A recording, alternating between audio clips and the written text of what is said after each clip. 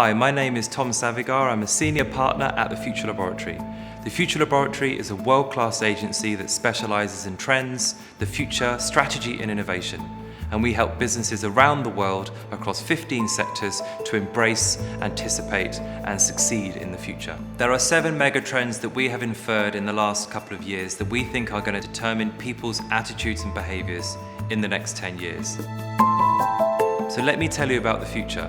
Over the next 10 to 15 years, people are going to change. Times are turbulent, grand forces are changing the nature of identity. Agile identities is one of our megatrends that we've been looking at for the last 10 years, and increasingly we live in a world that is ageless, genderless, even raceless. What does it mean to target a person or a consumer whose agile identities are put together in new and interesting ways depending on how they feel every single day, where segmentations and demographics are increasingly redundant? Another trend that we see coming is the rise of body plus. Humans increasingly want to outperform themselves, overcome natural limits. We live in a performance society whereby our physical makeup and our abilities have to increasingly exceed the rise of an urban environment. We want to do more, be more, achieve more, and succeed more. And how we do that can be through either putting something on or putting something in our bodies to increasingly outperform the other human being. We live in a world that is turbulent. We call it the FUD factor: fear, uncertainty, and doubt. It's no surprise that human beings therefore are more stressed than ever before. We see the rise of optimized mind, a mega trend for the rise of the mind market, whereby to date the body has been the main market for health and wellness, but increasingly the mind is going to be a market that we have to pay attention to. Human beings are only just starting to uncover what their minds can do. So witness the rise of this new era where we want to optimize how we think and how we act accordingly. With the rise of businesses such as Uber and Airbnb ripping up the rules of 20th century organizations, we see the rise of new value systems.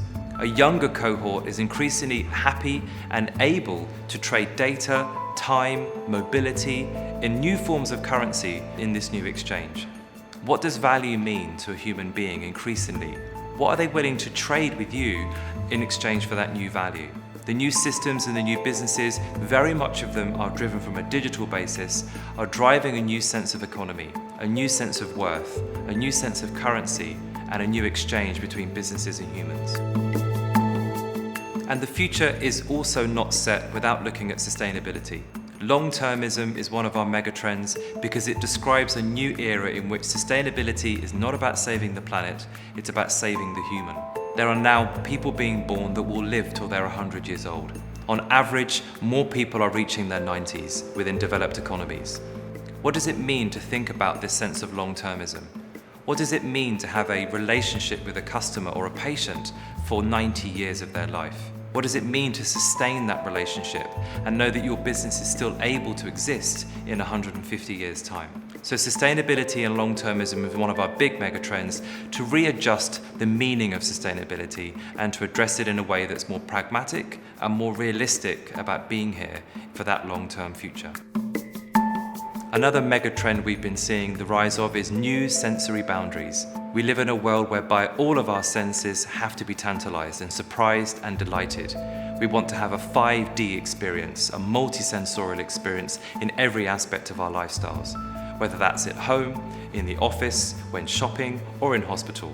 The importance of making sure that all of our senses are satisfied and surprised. Hyper-intimacy describes the rise of a megatrend whereby big data and a new era in personalization dawns. Human beings are increasingly wanting to feel more intimate with the world around them, and with brands, and with businesses, and with each other. Data and the transfer and exchange of data makes an interesting chapter in personalization, whereby the more you understand about a fellow human, the more you can anticipate their moods, their emotions, and maybe even their behaviors. But we're going to have to get over a privacy bump. 23% of consumers worldwide are still nervous about giving their data to large organizations, and yet they see the value of that data. So how do we start to negotiate a new exchange within what we're calling hyper-intimacy? These megatrends are going to govern people in the next 10 to 15 years. They're going to make businesses and organizations refocus and think and be prepared for a future that is clearly going to be challenging, but also very optimistic. There'll be a lot of change coming, urbanization, an aging population, huge polarization around the world, and consumers are going to start to want businesses to really be empathetic to some of these changes. Whether it's the rise of the optimized mind, the importance of Body Plus, the importance of looking at value in a different way, businesses have to be as inspired about the future as they are about short-term profits. Thinking long-term is not easy, but it requires a new mindset in how businesses are run and how they're operated. William Gibson said, "The future is already here, it's just not evenly distributed." That's our mantra, and I hope that you take this mantra within your business operations and decision-making processes every day.